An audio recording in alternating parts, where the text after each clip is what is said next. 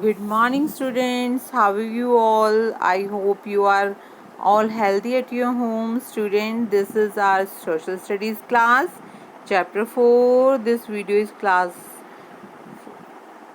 4, class 6th. The chapter name is In the Earliest Cities. Student, in our previous chapters, we were talking about the early human beings. How did they live? How which type of food they were using, how they invented the wheel, and their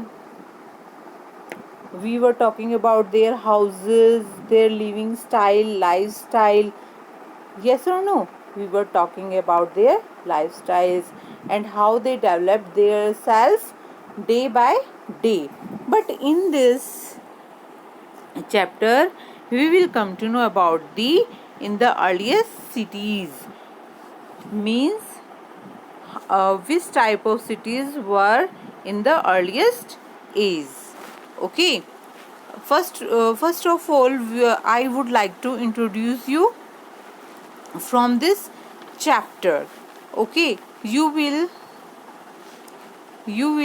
see in this chapter civilization. First of all, you should know the meaning of the civilization: a society, its culture, and its way of life during a particular period of time in a particular part of the world. Means, in a particular part of the world there is a society. Where do you live? You live in a society, yes or no? You live in a society, and it has own culture, it has own lifestyle, it has own particular period of time. Okay, for example, we are living in 21st century. Okay, and we are talking about the in the earliest cities. There is a difference, yes or no? There are many differences, students. Okay, let us start our chapter. Civilization comes from the Latin word civis, which means someone who lives in a town. Civis means who know how to speak, how to well behave, how to sit in proper manner. And there is a society. There are people who know about their culture. Okay, these these are all about the civilized person. Okay, students, people are called civilized when they live in organized group. You know, in previous in earliest human beings live in a group. Their groups are called tribe. Okay, but here we are using the word organized groups. Yeah, means we are talking about the groups we are organized. Okay, most civilizations were developed along rivers. Why they were developed along rivers? Because, students, they got sufficient water for farming, human consumptions. Why did they live beside the rivers? Because they got sufficient water for their living, for their cattle, for their fields. Okay, there is a Indus Valley civilization in the earliest cities. Okay, in this chapter we will study about the Indus Valley civilization. Mohenjo-daro and Harappa were the first cities that come up on the banks of the river Indus. There is a river Indus. Where did we find Mohenjo-daro and Harappa civilization? Okay, student, what are the important things about these civilization? These cities were a part of a rich civilization. that flourished here between 2500 to 1500 BC. BC means I have already discussed about it. BC means before Common Era.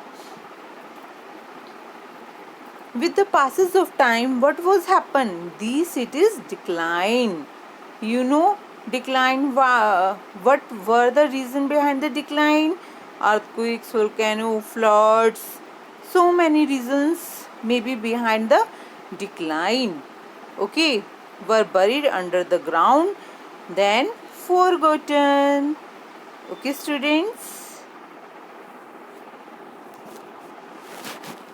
I would like to discuss to you all that since these cities were located in the valley of the river Indus, this culture began to be known as the Indus Valley civilization also. Okay.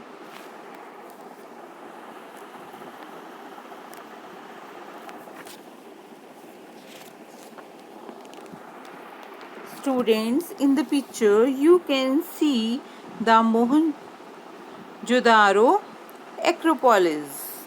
What is the meaning of Acropolis?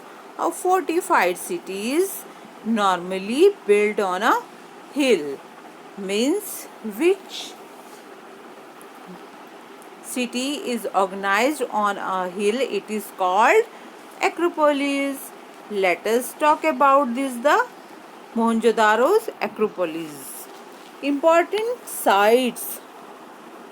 Okay, Harappa and Mohenjo-daro, they are often referred to as twin capitals of the civilization.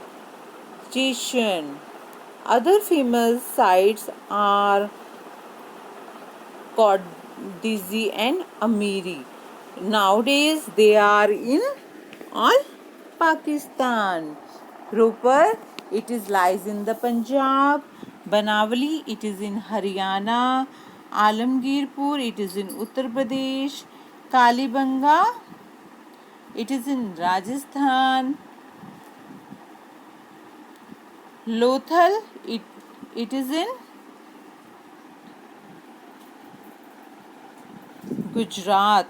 Students, there are many organized buildings in Harappan or Mohenjo-daro's.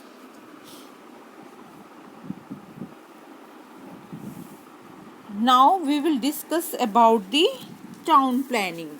What type of town planning were in the Mohenjo-daro's Acropolis?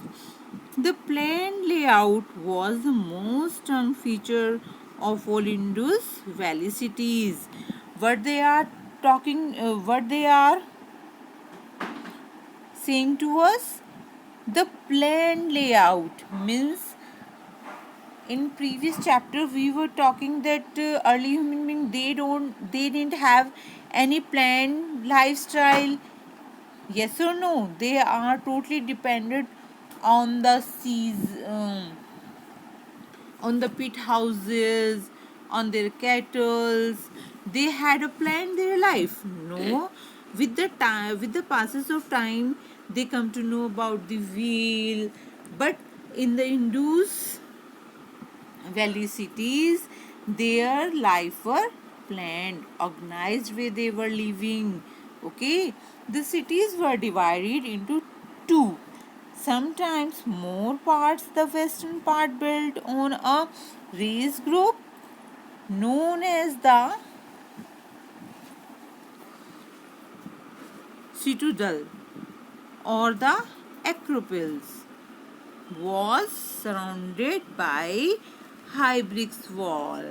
Okay, it was probably inhabited by the ruling class, comprising priests and rich merchants. The eastern parts called the lower town. Why is the lower town called the eastern part? Because students there were living common people inhabited this part.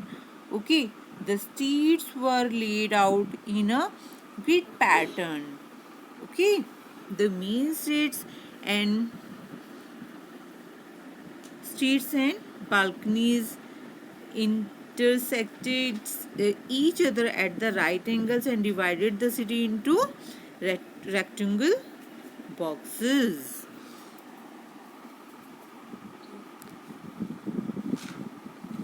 Students, in the map you can see the extent of the Harappa civilization in the brown color. Can you see? Yes, you can see. And which are the red color marked sites of the Harappan culture? Okay, you can see in the map Harappa, Banavali, Rupal, Mohenjo-daro, Amiri. These are all the sites of the Harappan culture. In the picture, students, you can see the great bath. There we found a great bath. What type of this great bath? This was lined with the layer of bricks and mortar. It was made watertight and layers of natural tar. There were rooms all around the tank, means there was a tank and tank was surrounded by the rooms. Okay, the northern and southern end of the great bath, what were the lies on the northern and southern end of the great bath had a big bricks. Have you ever listened about the baked means which is which is lies on the fire. It is baked. Okay, steps leading down to the tank. It is assumed that the great bath had religious significance, means there was a great bath for bathing had a religious significance. What is the meaning of religious? It is just connected with the any religion. Okay, and there is some important things about the great bath. What water was probably brought in from a well and drained out after use, means there was a planned great bath, means water was probably brought in from a well and it is also drained out after the use. Okay, at Harappa the granaries were arranged into two rows of six, which with a central passage to allow proper ventilation. A circular working platform used for threshing grains, who also constructed the granary, was normally located close to the river bank. Students, in this way we have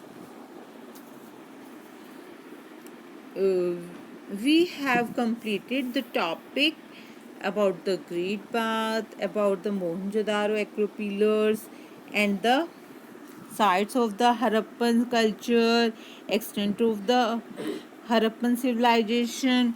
Students, in our next video, we will discuss about the lower town, city life, village life, art and craft. Okay, thank you and have a nice day.